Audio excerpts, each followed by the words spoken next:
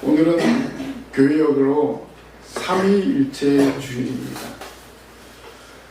우리가 성탄절이나 부활절, 성령 강림절은 잘 알고 있고 또 우리가 특별히 잘 지키고 있습니다. 그런데 삼위일체 주일은 쉽게 지나치기 쉽습니다. 초대교회는 예수님과 성령님의 신성을 믿었지만은 삼위일체 교리가 체계적으로 정리되지 못했습니다.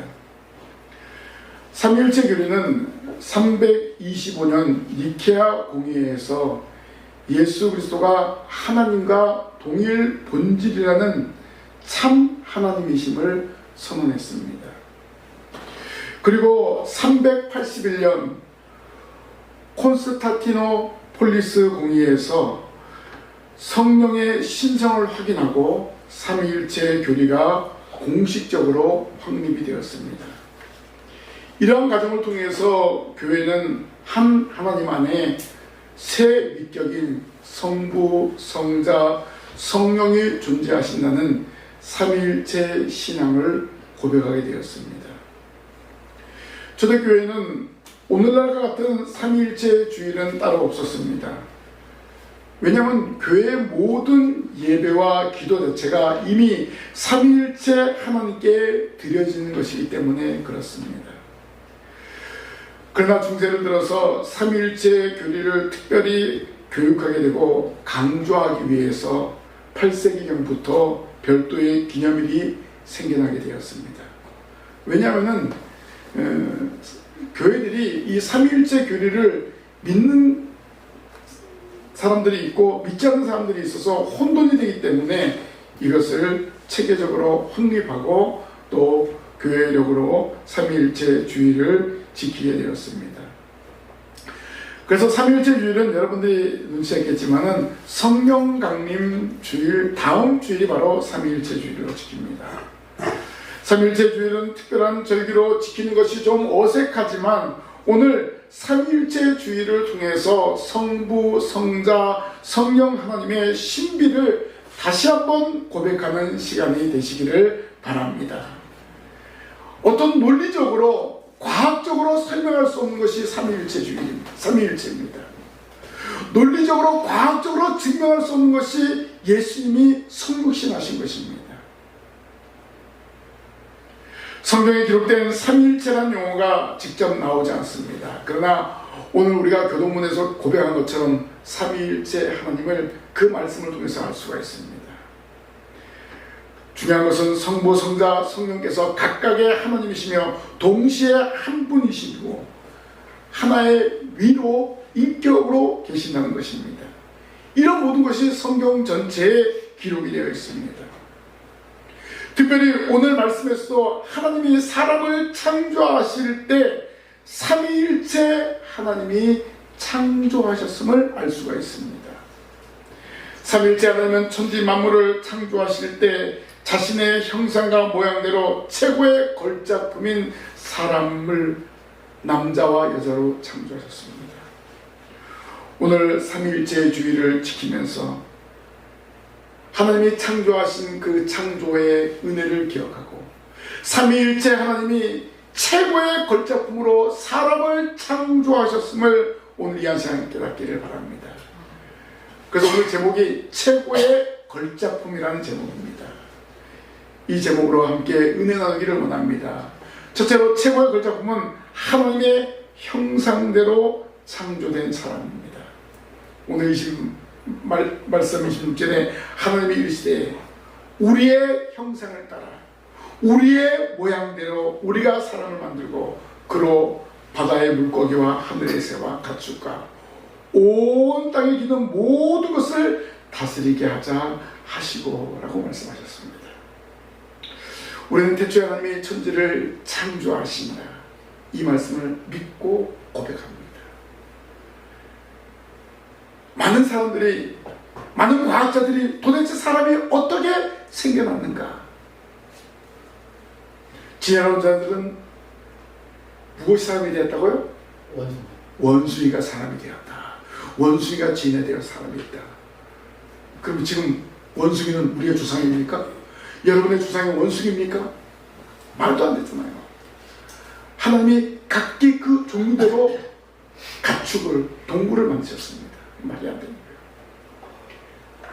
그런데 창세기 1장 1절이니까 바라 엘로힘, 태초에 하나님이 천지를 창조하시니라. 여기서 끝난 거예요. 이것은 과학으로 설명할 수 없습니다. 어떤 논리로 설명할 수 없습니다. 하나님이 성부, 성자, 성령 삼위일체 하나님이 만드신 작품이기 때문에 그렇습니다.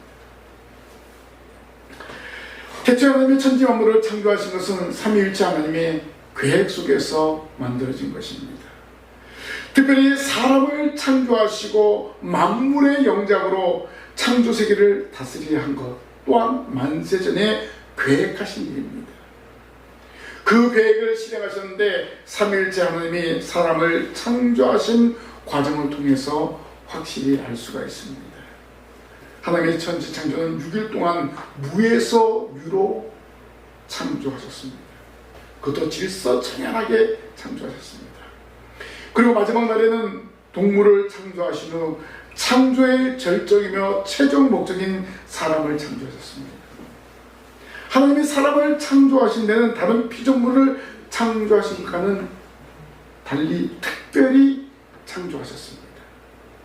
하나님은 우리의 형상을 따라 우리의 모양대로 우리가 사람을 만들고 라고 하셨습니다. 여기 먼저 우리라는 말입니다. 우리는 인칭 복수 표현입니다. 사람을 창조하신 데 있어서 반복적으로 사용되는 우리라는 표현은 하나님께서 최고의 걸작품인 사람을 창조하시는데 성부, 성자, 성령 삼위일체 하나님이 합동해서 상호 협조해서 만드셨다는 것입니다. 천지 창조 사역에 성부 하나님과 더불어 성령 하나님께서 활동하셨습니다. 하나님의 신이 수면에 운행하십니다. 그리고 요한복음에서는 그리스도께서 창조사에게 동참하셨음을 명백히 밝혔습니다. 결국 천지 창조를 하신 것은 삼위일체 하나님의 사역인 것을 성경은 알려주고 있는 것입니다. 다음으로는 형상과 모양입니다. 먼저 형상은 그늘자라는 말에서 유래하여 일차적으로 그림자를 연상하게 합니다. 그러나 그 뜻이 더 확장되어 그림자가 그 실체의 모양을 반영하듯이 실체 모양을 반영하는 형상이라는 말로 주로 번역되었습니다. 그리고 모양은 담다에서 유래해서 어떤 실체와 유사한 상태를 가리킵니다. 그럼 우리의 모양과 우리의 형상을 따라 사람을 만들자. 그럼 누구의 그림자예요? 우리가 하나님의 그림자. 누구의 그림자예요? 누구의 형상이에요? 누구의 영을 받은 거예요? 하나님의 영을 받은 거예요. 하나님의 형상대로 지음받은 존재가 바로 우리인 줄로 믿습니다. 그래서 여기서 모양과 형상은 구체적으로 무엇을 가리키며 어떻게 양자가 구별되는지는 확실히 알 수가 없습니다. 그러나 두 단어를 구별해서 이해하는 것이 아니라 모두 하나님의 성품을 가리키는 용어로 중복돼서 사용되었습니다. 왜냐하면 유사한 단어를 반복함으로써 보다 의미를 강조하려 하기 때문에 그렇습니다. 우리의 형상과 우리의 모양대로 우리가 사람을 만들자. 이 말은 우리 사람은 진정으로 하나님의 형상으로 만들었다라는 것을 강조하는 것입니다. 그래서 최고의 걸작품인 사람을 창조할 때 하나님의 형상과 하나님의 모양을 반영하고 있음을 알려주는 것입니다. 하나님이 사람을 창조하실 때 영원히 있는 존재로 만드셨습니다. 하나님의 품성을 이어받아 창조되었으므로 하나님과 교제하는 존귀한 존재임을 분명히 보여주고 있습니다. 동물들은요, 가축들은 하나님과 교제할 수가 없습니다. 왜? 영혼이 없기 때문에 그렇습니다. 사람에게 영혼이 없다면 동물과 별반 다를 바 없습니다.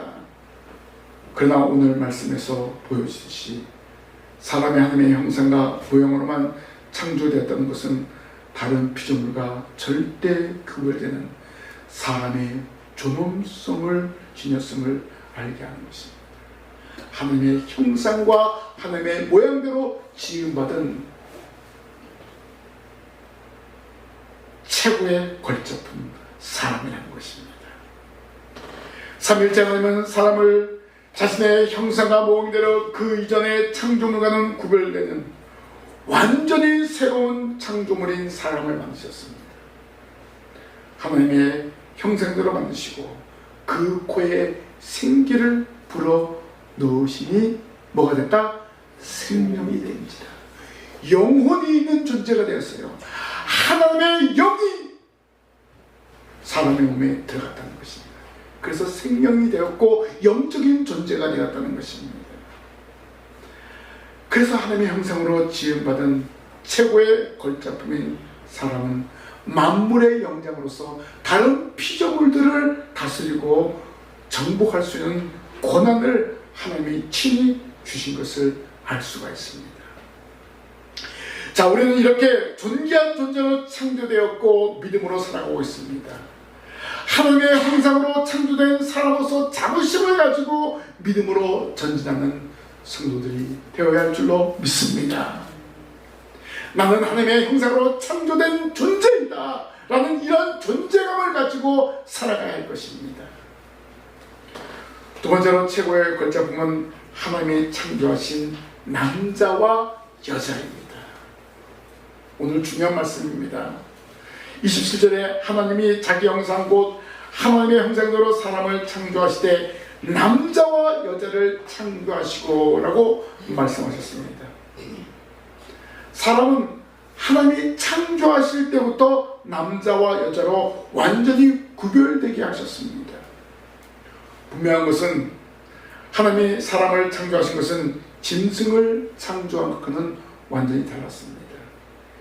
25절 말씀에 하나님이 땅의 짐승을 그 종류대로 가축을 그 종류대로 땅에 기는 모든 것을 그 종류대로 만드시니 하나님이 보시기에 좋았더라 라고 말씀하셨습니다. 여기 짐승과 가축을 창조하실 때는 그 종류대로 만드셨다라고 하셨습니다. 그러니까 수많은 짐승들을 만들었다는 거예요. 수많은 가축을 종류대로 만드셨다는 것입니다. 원숭이는 원숭이, 오랑우탕은 오랑우탕, 침팬지는 침팬지, 안경원숭이, 안경원숭이, 이렇게 각기 종류대로 하나님이 만드셨다는 거예요. 그 원숭이가 진화되어서 다른 원숭이, 그리고 더 나아가서 사람이 되었다는 것은 결코 아닙니다. 반면 사람을 창조할 때는 남자와 여자를 창조하셨다라고 말씀하셨습니다. 또한 이 남자와 여자 단수로 기록했습니다. 가축이나 짐승은 그 종류대로 많은 것을 만들었지만 사람은 남자, 여자 이렇게 창조하셨다는 것입니다. 다른 동물과 가축은 암수 여러 쌍을 동시에 만드셨습니다. 그러나 사람은 남자와 여자 하나님의 형상대로 창조된 최고의 걸작품으로 남자와 여자를 하나님이 만드셨다는 것입니다. 그래서 저와 여러분은 너무나 귀중한 존재임을 믿으시기를 바랍니다. 그러면 하나님이 남자와 여자로 창조하신 목적이 무엇이겠습니까? 그것은 하나님의 영광과 하나님을 위해 봉사하도록 하기 위해서입니다. 이사야 43장 7절 말씀에 내 이름으로 불러지는 모든 자 곧 내가 내 영광을 위하여 창조한 자를 오게 하라. 그를 내가 지었고 그를 내가 만들었느니라 라고 여호와께서 이스라엘 백성들에게 말씀하셨습니다. 하나님이 이스라엘을 택하셔서 세우신 궁극적인 목적이 이스라엘의 영광이 아니라 하나님 자신의 영광임을 말씀하고 있습니다. 오늘 우리가 하나님의 영광을 위해서 살아가야 한다는 것입니다. 이것이 우리의 존재의 목적입니다. 하나님을 영원하게 하고 그를 영원토록 즐거워하는 것, 이것이 오늘 저 여러분의 존재의 목적임을 믿으시기를 바랍니다. 따라서 하나님이 창조하신 최고의 걸작품인 사람은 자신의 영광과 유익을 위해서 살아서는 안 된다는 것입니다. 오직 하나님께서 맡겨주신 사명, 그 사명을 잘 수행하는 가운데 하나님을 위해서 묵묵히 봉사하며 살아가는 것이 하나님께서 사람을 남자와 여자로 창조하신 목적에 부합하는 삶인 것입니다. 그래서 남자로서 여자로서 맡겨진 일, 그리고 남자로서 여자로서의 기능을 감당해야 될 것이 처음부터 분명하게 구분되어 있다는 것을 우리는 알아야 한다는 것입니다. 이와 같이 사람은 처음 하나님이 창조하실 때부터 남자와 여자로 구별해 주었습니다. 또한 한 남자와 한 여자가 둘이 하나 되게 하는 원리도 알려주었습니다. 바로 혼인을 통해서 남자와 여자가 하나 되는 원리입니다. 창세기 2장 24절에 그러 이러므로 남자가 부모를 떠나 그의 아내와 합하여 둘이 한 몸을 이룰지로다 라고 말씀하셨습니다. 그래서 혼인은 남자와 여자가 하는 것입니다. 그래서 한 몸을 이루는 것입니다.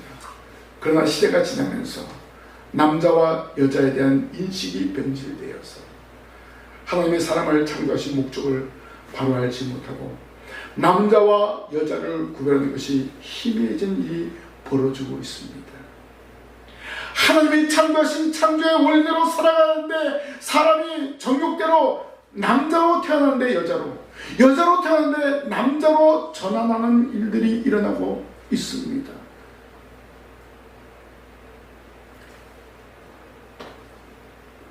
동성애 좀 무서운 일이잖아요. 동성 간의 혼인, 이것은 하나님이 창조하신 목적에 부합되지 않은 일입니다. 창조 원리를 완전히 깨뜨리는 일입니다.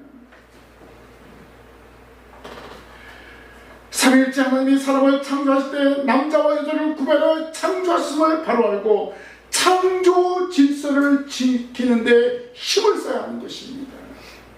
남자로 태어나서 남자로 살아가는 것이 마땅합니다.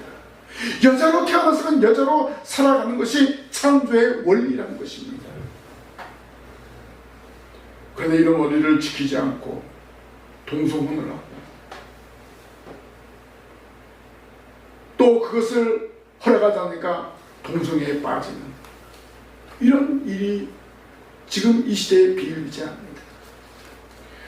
오늘 우리는 하나님의 형상대로 창조한 최고의 걸작품인 사람입니다. 하나님 우리를 남자와 여자로 창조하셨습니다. 남자로서 여자로서 주어진 일과 기능을 잘 감당하며 살아가야 할 것입니다.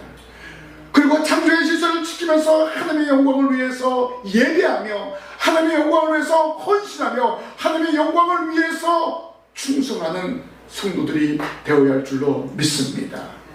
남자로서 여자로서 각각 기능과 각각 해야 할 일들이 있다는 것입니다. 그것을 우리가 분명히 들어가야 됩니다. 그래서 창세기 1장에 분명하게 남자와 여자를 하나님이 창조했음을 말씀하는 것입니다.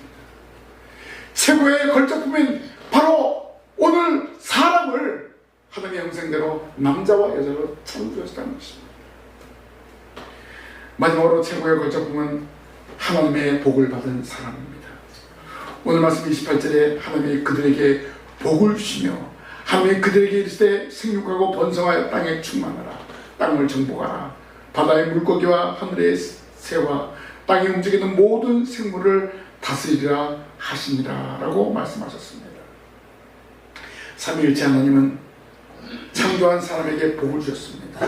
먼저 생육하고 번성하여 땅에 충만하라 라는 기본적인 복을 허락하셨습니다.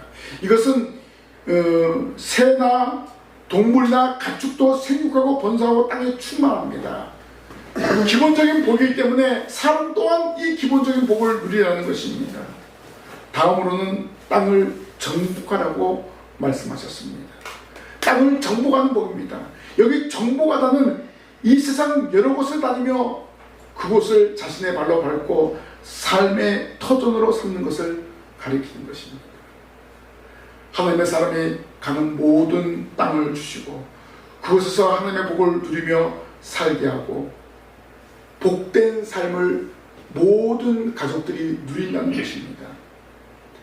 그래서 우리가 알 수 있는 것은 하나님은 아브라함에게 너는 내가 너로 큰 민족을 이루고 내게 복을 주어 내 이름을 창대하기라 너는 복이 될지니라 라고 말씀하지 않았습니까? 그래서 아브라함이 하나님의 말씀대로 가나안에 가서 복을 받았고 동서남북을 바라보고 그리고 아브라함을 통해서 모든 후손들이 복을 받아 누리게 되지 않았습니까? 이 정복하다는 것은 바로 이러한 의미입니다. 땅을 정복하는 것. 그리고 가는 곳마다 하나님께서 주신 복을 받아 누리며 살아가는 것. 이런 존재로 하나님이 사람을 만드셨다는 것입니다. 마지막으로는 다스리라입니다. 이 다스리라는 사로잡다, 치리하다, 거느리다, 취하다 등 같은 다양한 의미가 있습니다. 이 단어는 고대 절대 왕권이 지닌 제왕이나 정복자가 백성들이나 포로들에게 대해 절대 주권을 행사할 수 있는 위치에서 권력을 행사하는 것을 말해주고 있습니다. 그러면 이 단어의 의미로 볼 때 하나님의 형상대로 지음받은 사람은 만물의 영장으로서 다른 피조물을 다스릴 권한을 만물을 창조하신 하나님으로부터 친히 부여받은 존귀한 존재라는 말입니다. 이렇게 하나님은 우리에게 처음부터 모든 만물을 하나님이 창조하신 모든 것을 다스리고 치리하는 복을 허락하여 줬다는 것입니다. 그렇다고 사람이 마음대로 자연을 지배하거나 훼손해서는 안 됩니다. 하나님께서 부여하신 지혜를 가지고 통치권과 개발할 문화적인 소임을 잘 감당하는 것입니다. 이것이 하나님께서 창조하실 때 주신 복입니다. 하나님은 창조 때부터 사람에게 피조세계의 모든 권한을 주셨습니다. 사람은 하나님이 위임하여 주신 피조 세계를 정복하고 잘 다스려야 합니다. 이렇게 하는 것이 하나님의 형상대로 창조된 사람의 본분이며 복인 것입니다. 그러나 사람은 영적으로 무지해서 다스리고 정복해야 할 자연을 오히려 숭배하는 일을 자행했습니다. 우리나라 같은 경우는 샤머니즘 문화가 상당히 오래전부터 지켜오지 않았습니까? 그래서 달을 숭배하든가 또 물을 떠놓고 비는 또 이상한 바위 같은데 또 아주 동네마다 뭐가 있죠? 그 나무 같은 거 안에 있으면 성황당이라 해가지고 거기서 제사를 지내고 빌고 그런 일이 하잖아요.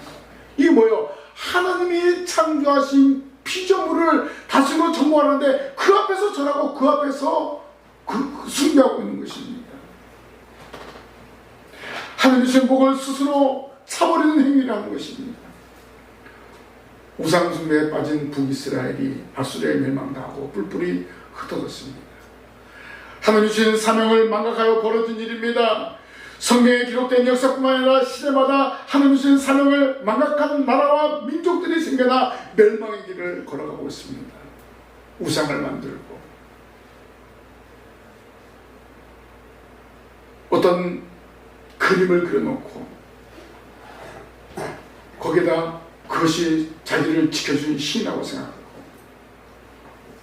자기 몸에 숨기고 심지어 우리 성경 보면 드라빔을 만들어가지고 자기 집에다 두고 숭배하는 그런 일이 있지 않습니까? 또 오늘날도 이런 일들이 많이 벌어지고 있지 않습니까? 우리는 하나님의 복을 받은 존재입니다.